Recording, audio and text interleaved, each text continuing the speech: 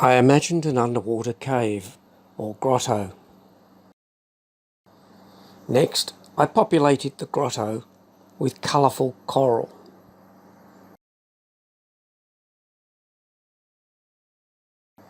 Then I added fish, butterfly fish.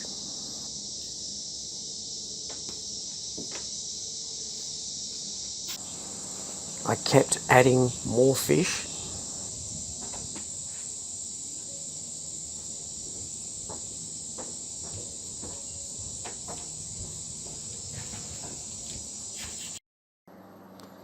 There's plenty of fish now, but it needs a big fish.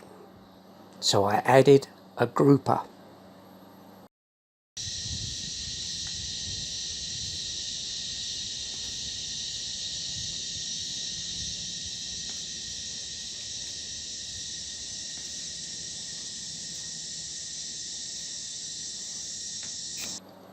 Finished artwork, 24 inches by 30 inches.